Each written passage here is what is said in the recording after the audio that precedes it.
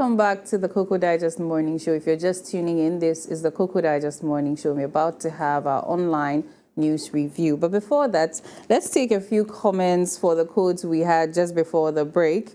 And the first comment is from Godfred Edem, and he says, this quote goes to the Last Minute Learners Association. And that's true. And then HM Joe also says, this quote is true, but I don't think it happens to Ghana. It's our living standards, eh? Then our Goodyear Film Production says, good morning, Yaira and your team. Good morning to you too. Thank you so much for your comments, and keep them coming as we continue on the show. And as you know, the online and newspaper review is always with my two co-hosts here with me, and they're going to tell us what's up on their segments briefly before we start the online and news review. Yes, Clement. So, Yaira, once again, viewers, you are welcome. Yes. So today we are going to, there are lots of things happening in the world of business in the aspect of IMF, and a lot of anticipation in inflation. So these are the stories we are going to give to viewers this very morning. So they should just stay tuned for that. All right. Yes, Miriam, lifestyle. Yes, Yaira. It is always an exciting time on the lifestyle segment. And today, we thought about the spirituality of our viewers. And so we are taking them into my own elements, right? We are going to be talking about, ways of balancing miracles and spiritual growth for our youth. We realize that over the years, a lot of the youth are now, shifting to pray for me, miracles. We always want the miracles, but we don't really want to base our faith on the word of God. And Clement knows what I'm talking about. Miracles there, Charlie. I know, but we have to, strike a balance between the two. And we have an amazing guest with us. He happens to be our resident pastor here at CLOGSAG. He's going to help us, with the kind of education we need to, live our lives. Wow. So as you heard from my co-host, their programs, their segments are filled with very exciting things. And of course, on the main segment, we are discussing breast cancer awareness and prevention part 3. So we'll be speaking with a survivor, we'll be speaking with a chemical pathologist, and of course, with our very own Dr. Victoria Party Newman. So quickly before we start the review, we have a few more comments. So this is also from a Goodyear Film Production, and he says, Mimi, you're looking good today. What are you trying to tell us? She's always looking good. Thank you. And then D&J Ventures says, hey, this quote hits harder than parliamentary vacant seats controversy. Hey. Thank you for your comments, and keep them coming. So yes, quickly, my trending news officers, what is going on these streets of Ghana and Accra? Yaira, a lot, as I always say, but we just talk about a few. So the first trending story is, I saw a video yesterday of a young man who was rescued, and he was trying to commit suicide. He went to stand at an overpass and wanted to throw himself over into the road and just die. And then he was rescued and beaten. That's the right thing. That's the right thing. The one is already suffering. Now you come to him. Are you the only one suffering? You will join us and we'll suffer together. That's not kindness. It was very interesting. I thought of talking about it today. We also have... But it's not funny. Some of the reasons for suicide, I think, over the Cocoa Digest Morning Show, we've had a few mental health talks, and then, depression, and, what is the cause of some of these depressive episodes and things? Unemployment, poverty, all these things. So he probably even he's owing some money somewhere. He doesn't even know where to pay, where to get the money. You beat him in addition. There's no justification for suicide. Charlie, that kind of spirit will run away. I think, yes. If you are come on here, because these people that have rescued him and beaten him up, there isn't any sort of solution. There's no remedy. No, they are going to leave him. Of course. Nobody is going join us and let's suffer together. No, let's be serious. Aside being rescued and everything, if our systems were working, or if we were in the appropriate, things going on here, he should get some counseling. He should, if he's owing some money somewhere, maybe some of these rich people who could hear his story might even help him offset his bills and things like that. Like, it shouldn't just end at beating him and, you know, setting him back into the wild to live, but something to help him, because a lot of people are also suffering. And to get to the point where you do not want to live anymore, whap him. Let's think about I that. also feel we've pampered, you know, suiciders a lot. It is time to treat them in a harsh way. Like, you can't kill yourself. We are all suffering. Yeah, let's look at it from this angle. Your suffering does not make mine any less suffering or painful. Let's do it together. Are we doing it together? As you're in your house, you are chewing your gari, I'm drinking water. So yeah, let me get another trending news, because this suicide story, the trending news main one happens to be the current issue of parliamentary matters. The four seats declared vacant controversy. That's the Supreme Court saying that they should come back to Parliament, and the Speaker says they should stop. So we were talking about it, that was on Tuesday. We really wanted to know the outcome of what happens in Parliament. And by the grace of God, the Supreme Court, the Speaker of Parliament did, from my side, he did a good job. Because as of Tuesday, the country was heated. And if he should rule to Party A, Party B will make a lot of noise. If he rules to Party B, Party A will equally make a lot of noise. So he did a good thing by adjourning meeting or adjourning sitting. But in as much as he did that, there are 6 key parliamentary business or key things that Parliament need to look at. And one happens to be the approval of the first quarter 2025 budget, because it's something that Parliament need to look at before the end of their meeting or the end of the last session. And also there is another peculiar thing, that is the revocation of LI 2462, where organized labor came in, all unions came in to fight for, of which President assured them that when Parliament resumes, that's the first thing they are going to do. So if Parliament has been adjourned, then it means that this issue too is a peculiar issue, meaning that people still have access to our forest reserve, and illegal mining will still continue, despite the Operation HALT activity, which is supposed to last for 2 weeks, of which I know 2 weeks by now the ECG will bring viewers updates on that. So all these issues are peculiar things that Parliament need to deal with. We have the approval of 250 million United States dollars. That's the, if I get it right, it's a fund for energy sector. We have that of the bill that's have been presented to Parliament regarding the Social Protection 2023.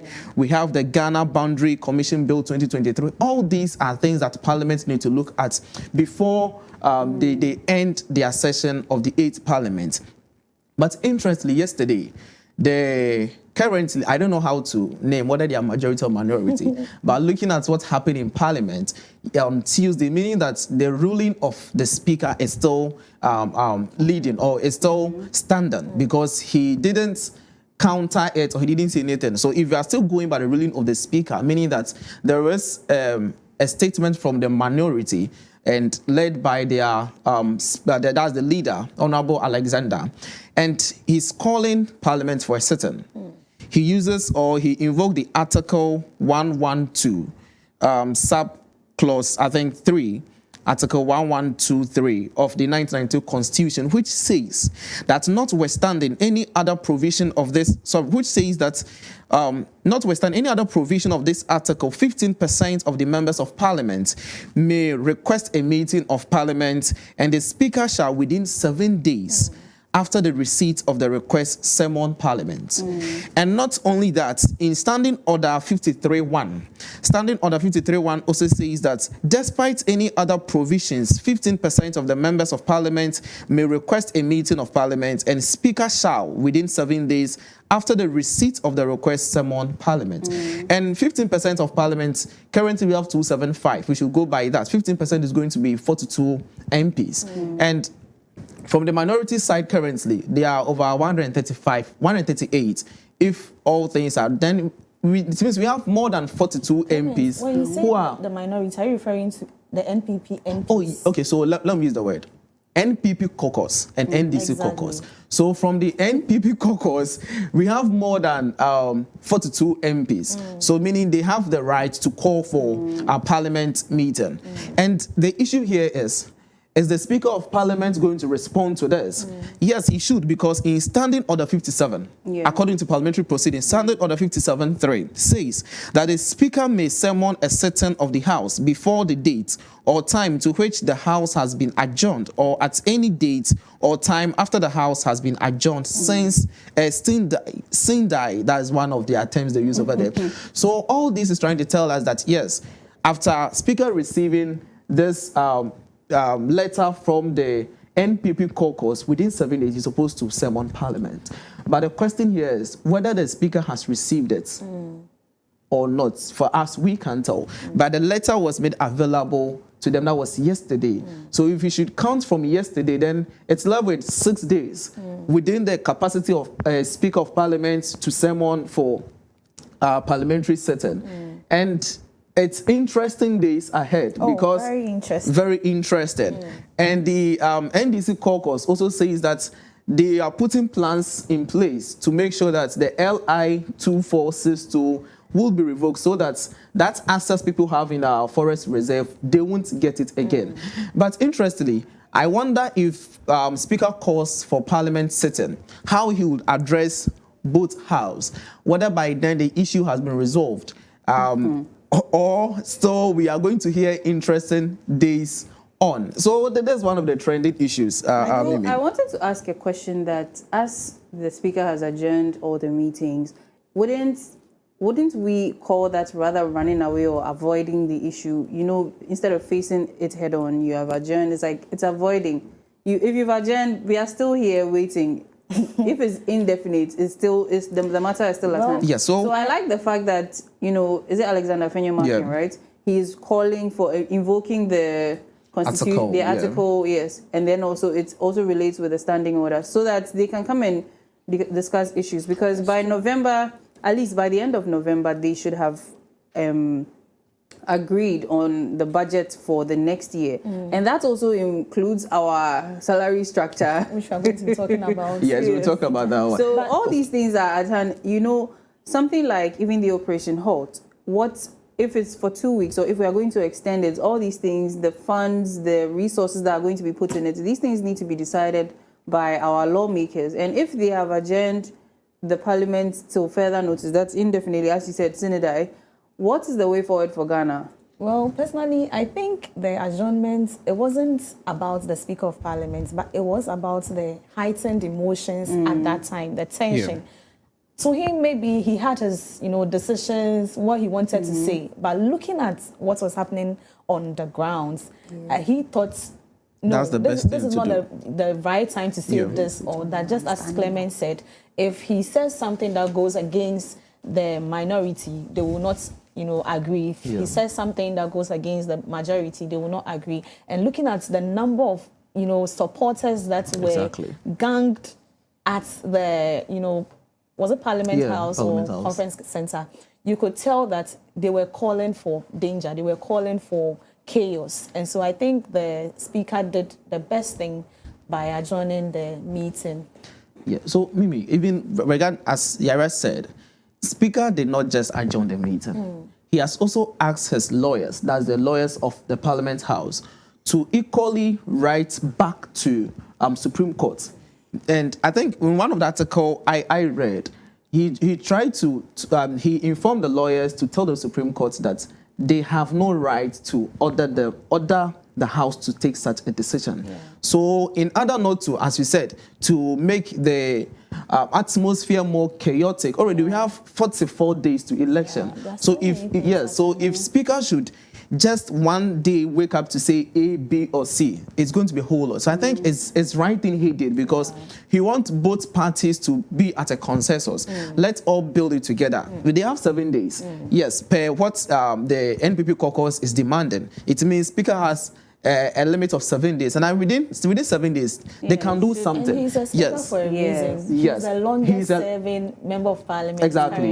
So he's very knowledgeable. And himself is a lawyer. Yeah. Yes. And I hope also that if after the 7 days, they do come to Parliament to start a session.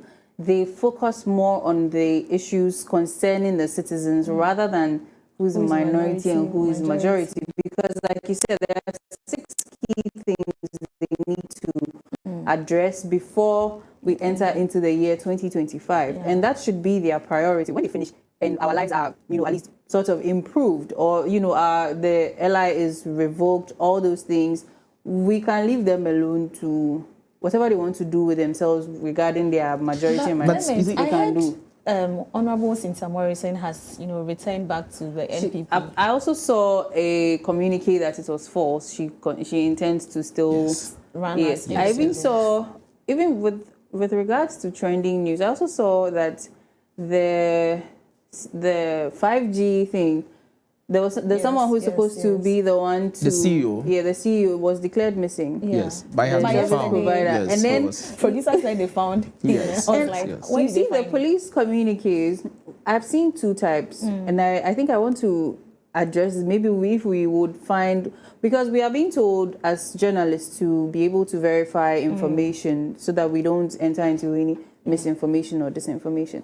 When the police issue a communique, there's one that has a signature of one of the head officials, and then there's one that is just a printed, or it does not have. So which one do we take as the credible source of information? I think the one that has the signature of the... But with the communique saying that the man has been found, it was not signed by anybody. It was just with their, I think, let me just say a letterhead, and then about one line saying he's been found. Maybe they did that in a haste. Yeah. But Era, still on this issue of Parliament adjournments, there was one issue that's approval of 2 Supreme Court nominees. It's also pending matter that Parliament need to look at. Yes, because President has nominated 2 Supreme Court judges, and Parliament need to either approve them or say no to them. And we have huge of money that, as we mentioned, that Parliament equally need to approve that also. That's why I was saying that well. When they do reconvene, they should just set aside their majority and minority issues. The people they are there to represent, our lives are at stake here. Budget for the year, the spending, all of that. But Yara, They will not put it aside, though, because where are they going to sit? They are all sitting at the majority side. Chairs. No, in as much as they're ready to put aside, we have a particular role for the majority. We have a particular role for the minority. Yes. Majority in Parliament takes care of, or they are the chair for most of the committees we have in Parliament, and the minority becomes the deputy. So if a particular house happens to be the majority, it means that indirectly they are the hem of affairs. Of everything that goes on in the house. They are going to influence the decisions. Exactly. But are going to be taking at on the end of the day, the base role for our parliamentarians, these representatives of the citizens, is to make laws. So who is at the helm of affairs? I mean, usually when we watch the proceedings, those in favor say aye. If all of you want to say I say it, because like let's be honest here. If we don't take care, this majority and minority issue, could affect us very, very adversely, because we have so many pending matters. And how many days do we have till the year even ends, or even till a possibility of a change in government? So that's why I'm saying that for now, let them do the needful regarding the lives of the citizens. When they finish and all of that business has been conducted, and they can... What Clement is also saying is that if they don't settle on who is majority and who is minority, the decisions that are going to be taken on these key points are going to be influenced. Yes. And that is why everyone is fighting to be majority. Let's say, for instance, MPP does not support the revocation of the LI. Then the strikes that will happen Do in you the get country it? Maybe that is why the NDC wants to be majority, so that they will stand firm on their decision, because they're going to be chairing most of the committees most and other things. But we know that it is not for that. We know why they are fighting for those positions. You know that? Tell us. It is obvious, is it not? But I don't know. Okay. But we leave it in the hands of God. Yara, before you go, you see, there is a press release from NPP that was yesterday. What they are saying, also in line with this parliamentary issue, is that NPP comments the majority, they see their people as the majority. So let me use that word. NPP commends the Majority Caucus of Parliament, urges the Speaker to eschew partisanship and partisanship and uphold the rule of law and constitutional order. So they are saying that the Speaker of Parliament should just go by what the Supreme Court have said. And this letter was signed by the General Secretary. Right. Honestly, our speaker should tell them, if you feel in your heart you are majority, you are majority. Now there's no minorities. Let them deal with things relating to us and then we move. But your color reminds me of a political party. Hey, it's okay. Let's end it here. I beg you. Hey, don't find trouble for me, please. So quickly into the online news. The very first. Okay, you have one more. Very important. Keep it short. Very short. So, a few months ago, a young lady, a makeup artist, embarked on a marathon of applying makeup for so many hours, and she has been awarded by Guinness World Records as the longest marathon applying makeup of 103 hours, 25 minutes, 33 seconds. And she is in the person of Akosia Mante Rosalind. She's a makeup artist. Congratulations to her. And it's a sign to all of us. You are the makeup artist, so yes, you can break her record. 3 hours. Yes, you can do it. So, Yara, last one before you go. Last one. My producer will have my hair. This story, yes. It's also need to. It deals with this Galamsey issue, and I was surprised when I saw it. It says that the embattled paramount chief of the Atimokwa traditional area in the central region, Osadio Kwesi Kenim IV, who is already facing legal action for his alleged involvement in illegal mining, has been hit with fresh lawsuits. And this time around, 9 mining companies have run to court against the paramount chief that he's involved in illegal mining, and not just that, he's also operating on their land. So operating now there's on their confusion land. in the camp of the enemies. Because he's operating, he's involved in Galamsey. Yes. Then the mining companies too. So it's joined now. Yes. But the whole issue is a paramount chief.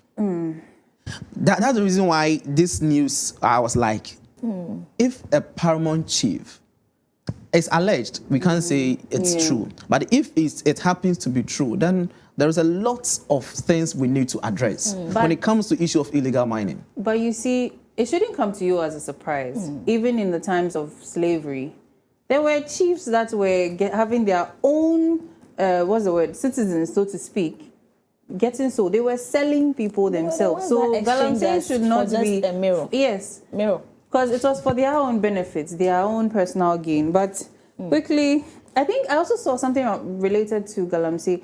Asinanyo or something, something. It's in the Ashanti region. It's a forest reserve, and the Galamsey has been going on there, and the state of that reserve now is so deplorable. But let's go quickly to the online story. So the first story here says the Civil and Local Government Staff Association of Ghana serves a notice to strike from Monday, November 4.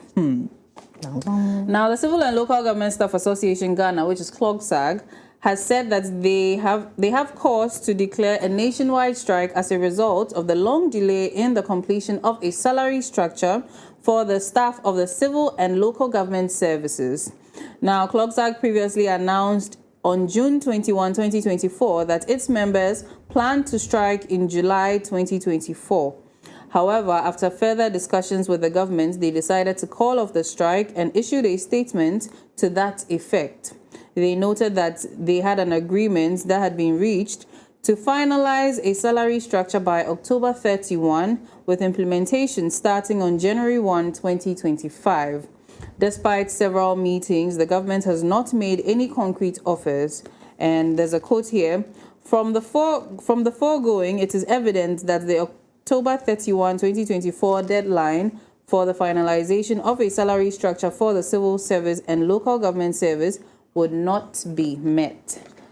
So, as such, our people are going on strike. And I support them 100%. Of course you do. It is very reasonable. I mean, sometimes I feel, civil and local government staff are not compensated enough. Looking at the critical role they play in our communities, our society, even governance, they are not being compensated enough. And so I support the strike.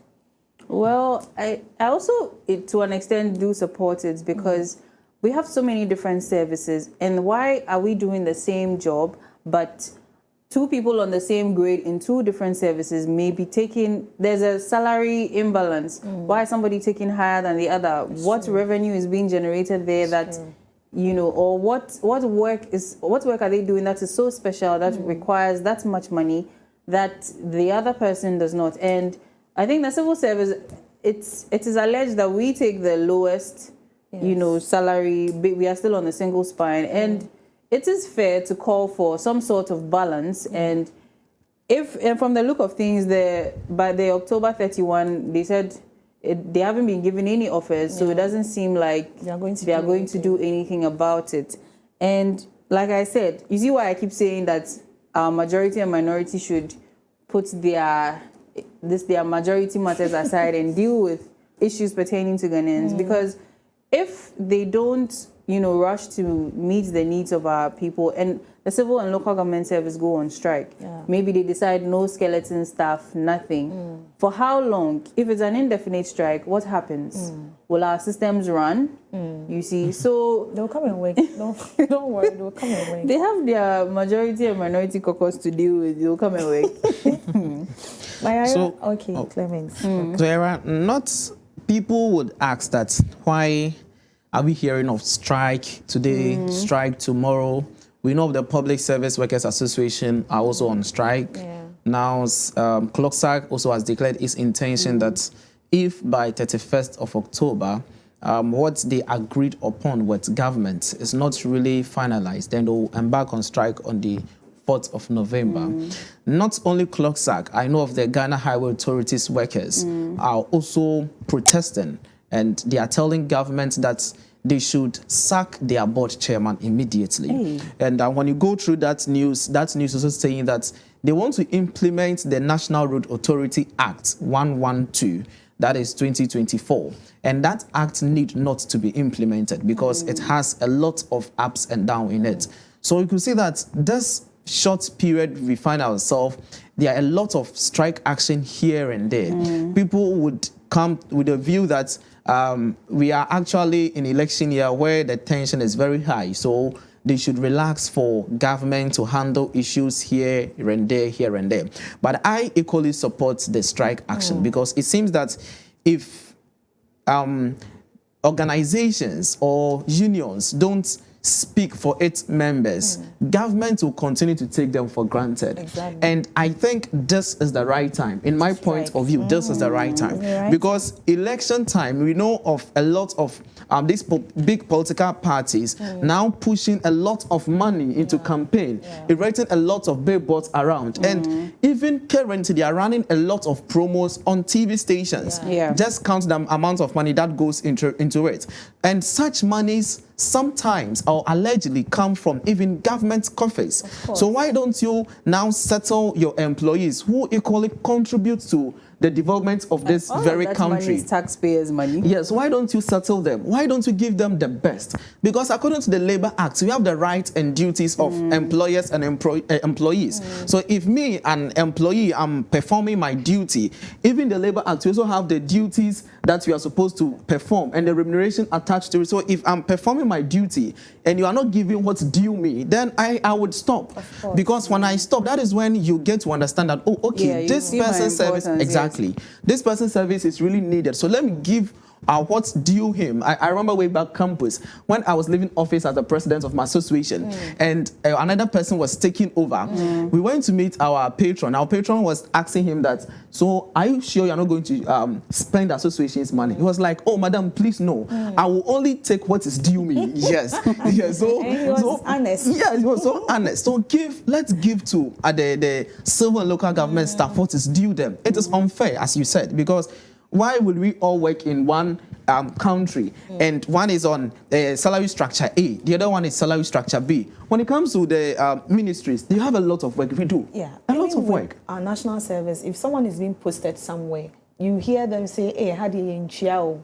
I had here after service, I'm likely to be, retained, and then they'll pay me well. I had then here extra allowances. So what is happening there that is not happening here? These are some of the things that bring about corruption and other things. We always say corruption it starts from somewhere. Yeah. Exactly. And so government needs to, pay attention to our people. And even in a situation like this where you can see that the civil and local government staff are agitated, you tell them one or two things to cool them down, and you don't make any other moves towards it. It will even get them more aggravated, because if they wanted to strike for maybe 2 weeks somewhere back in July, now if they strike for 3 months, they are well within their rights, because you promised me something. The time has come and you have failed to deliver with literally no possible reason or even plausible reason, if I could use that. So something just came in mind. Okay. CLOGSAG happens to be part of organized labor, and they decided not to embark on the strike against Galamsey. Now they are organized striking, labor. they are striking for their salaries. Someone might ask, do you think government will take them serious? It is just something that came in mind. So that's a very nice question. So government will take them serious because according to the Labour Act 2003, Act 651, Section 10, and Section 10A, it talks about the right of workers. It says that worker or work under satisfactory, safe and healthy conditions. So if the condition I'm working under is not safe, I will not work, because that is my right as a worker. When you go to the B, it says receive equal pay for equal work without distinction of exactly. So receive equal pay for equal work without distinction of any kind. So they are going by what is stipulated in the Labour Act. So if I'm working, I'm not getting equal pay, what do? I'll stop. That's true. So it is not like they are intentionally. If they are intentionally, what about UTAG? UTAG is on strike. Public Service Workers Association, they're also on strike. They're also part of organized labor. So indirectly, people say that then the various unions will now be going on strike sake of their condition of services. But notwithstanding, CLOGSAG, yes, but it's a good notice because they said by ending of 31st of October, if they don't finalize the new structure, they'll go on strike. Yes, they are creating the awareness to government. So government need to work as quick as possible. If not for that, Charlie, we all go on strike. So we have a few more comments here that I'm going to read quickly. So this one is in relation to your trending story about the suicide guy. And this one is from Barrister K. Rich. He says he deserves the beatings and even more. We will suffer together. May he never die in Jesus' name. Oh, I would say. Then Ackman Multimedia also says another settings, way more. Then, okay. We also have HM Joe says the strike has been long overdue. In this country, a union or an organization shouldn't believe the government statement when it comes to monetary issues. They will dilly-dally always. Hey, you people are making me read this if I get into trouble. So Rose Entertainment says, you hear people saying that we are practicing a constitutional supremacy and not legislative supremacy. The question we want to ask such people is, does constitutional supremacy equate to judicial supremacy? The judiciary is not and cannot be the same as the Constitution. The judiciary is just an organ, just like the legislature and executive, and they all practice under the Constitution. The judiciary does not operate beyond the Constitution, as some people want us to believe. I think that's all for now. These are the comments we have for now. Thank you so much for your comments. Quickly, we move to the next story, and it says here, HALT consideration of ECG NEDCo merger bill, the Energy Ministry to Parliament. Now, the Ministry of Energy has asked Parliament to postpone the contentious Ghana Energy Regulatory Authority bill, which aims to merge the Electricity Company of Ghana with the Northern Electricity Distribution Company and establish an independent thermal power authority from the Volta River Authority's thermal plants. This request was made in a statement signed by Herbert Krapper, the Minister of State at the Energy Ministry, urging Parliament to cease further discussions on the bill. And the part of the statement read, the ministry respectfully requests Parliament to suspend consideration of the aforementioned bill to enable us hold further consultatives. Now, the energy bill encompassing several key legislative proposals, the Ghana Thermal Authority Bill 2024, the Ghana Hydro Authority Bill 2024, the Ghana Power Distribution Authority Bill 2024, and the Ghana Regulatory Authority Bill 2024, has faced mounting opposition from various stakeholders, including the senior staff at the VRA.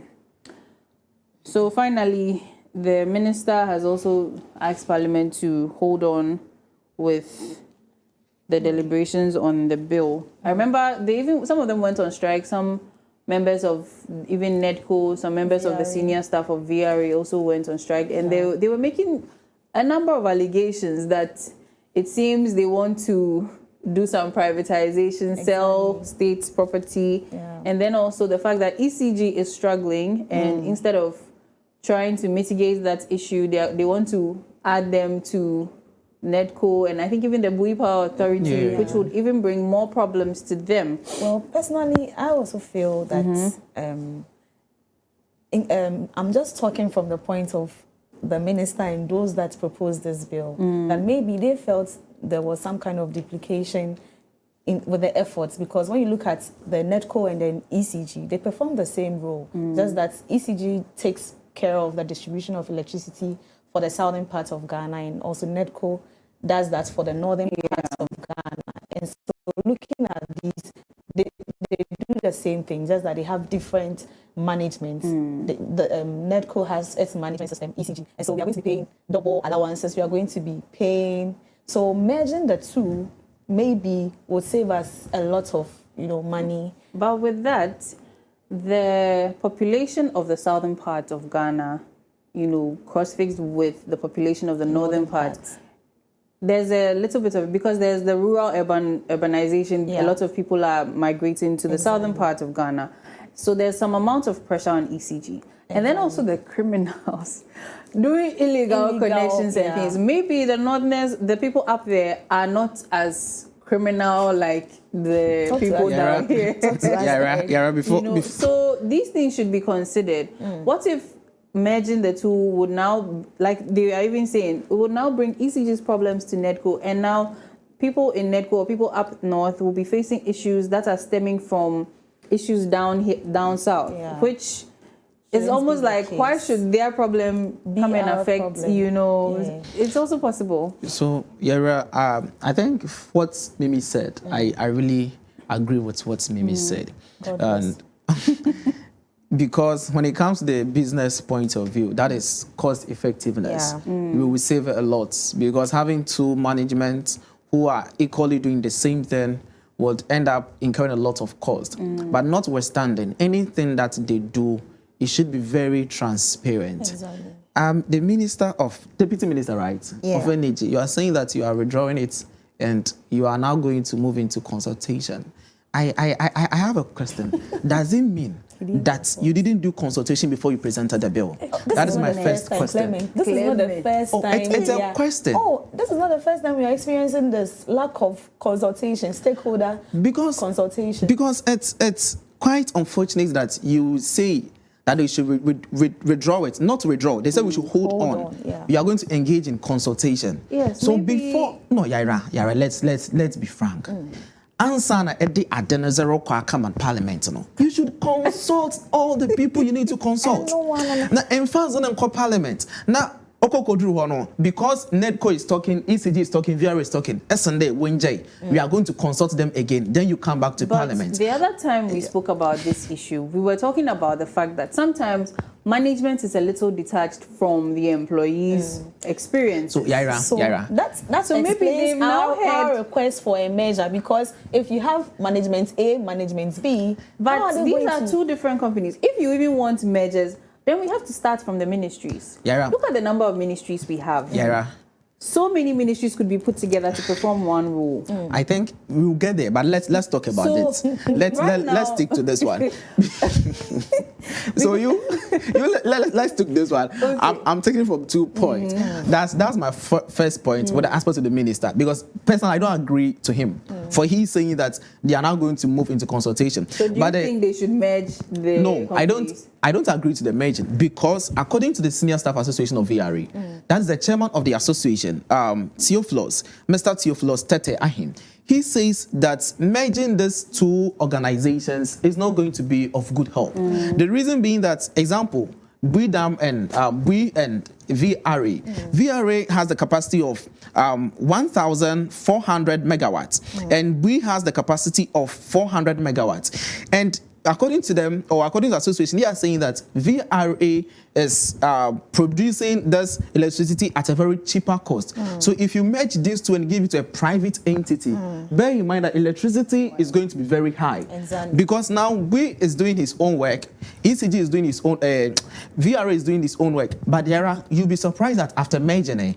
a new force will come and take over VRA even the people protesting are saying that they seem to want to do some kululu, for lack of a better word, to go and privatize some of these institutions, and then somebody else could take over and it could become somebody's personal property. Yes. These are all allegations being made. Exactly. So these are the points that we are making.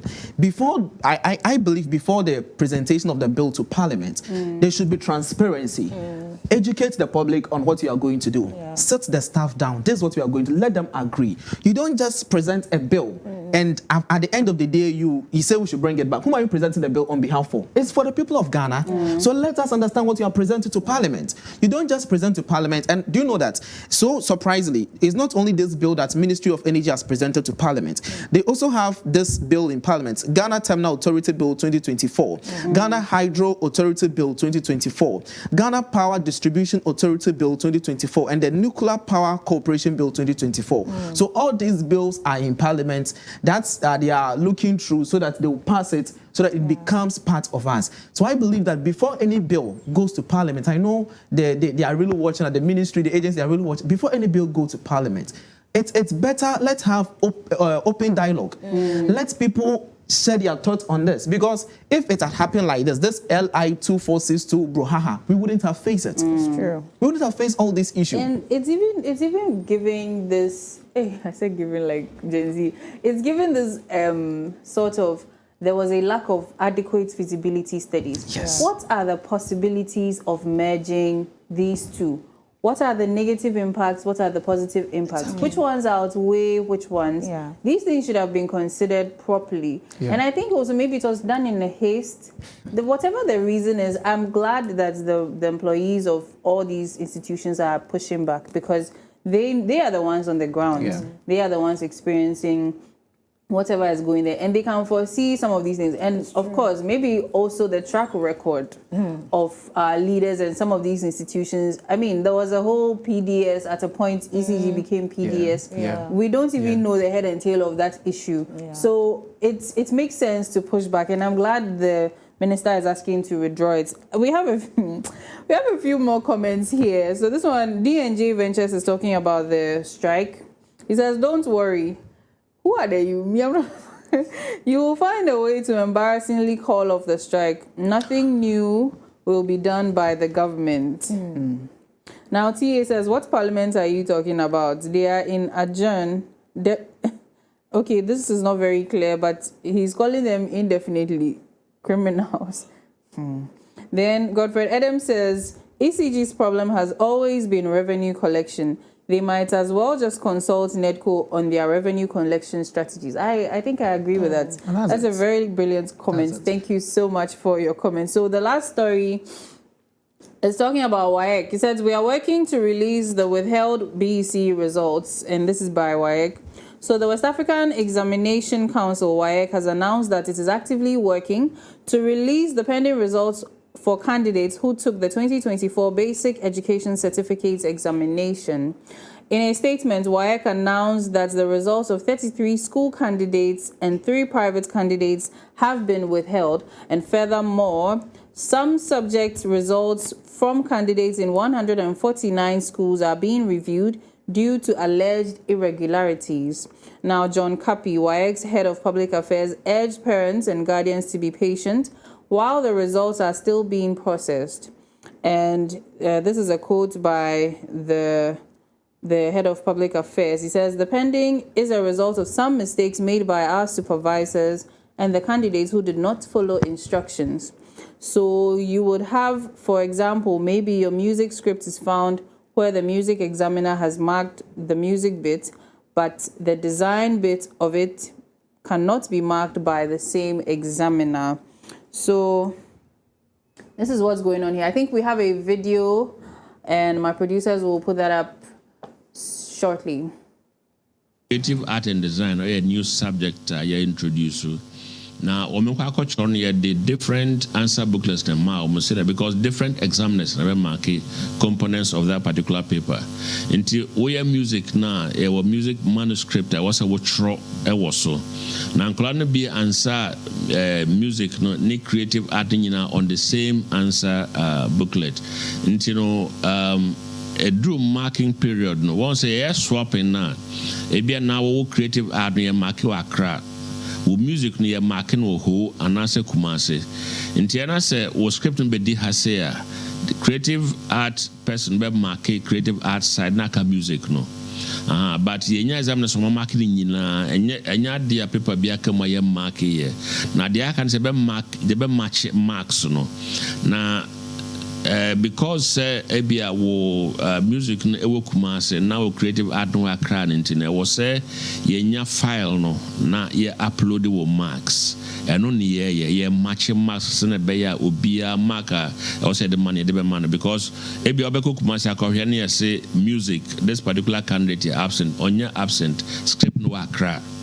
Until afina yaye bibia until by close of day today is 21st October.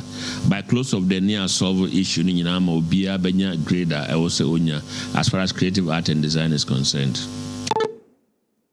So we just heard from John Kapi about some of the issues they are facing. So he was saying that sometimes they give different answer booklets for the same subject, and then one examiner would mark one, and then I think the compilation is where issues come up. So what do we think? What is happening? Should this even be something that should bring issues? Why are they having different examiners for one subject?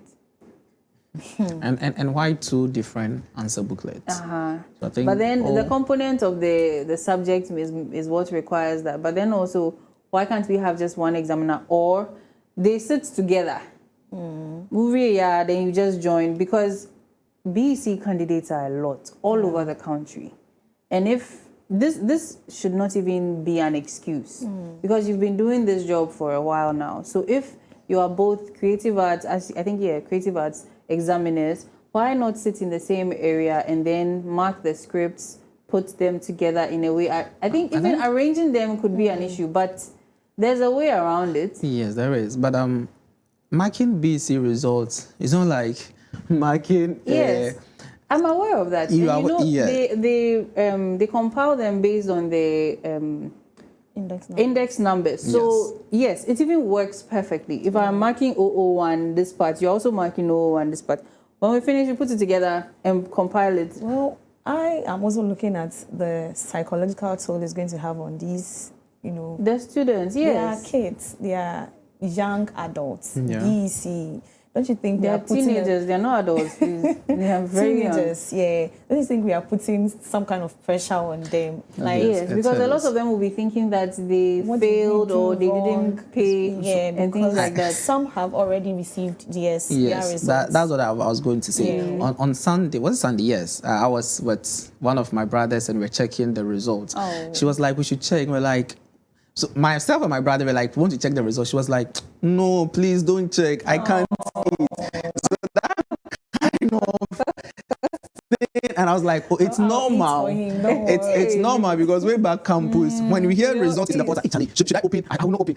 Finish eating and go. Yes, but happy. So what we talked about is true, because when we checked, I think one of the results was pending. The route pending. So we were asking why before they were like, "Oh, they've not released such results." So if such explanation is not in, people will think they failed the papers. And I would like to urge the examiners to take their time and do this work thoroughly, because we don't want a situation where my child to say me back they do it haphazardly and put some other person who didn't study scripting and give my kid some F. I won't agree. Sometimes you see your child to be shark, but maybe when it sits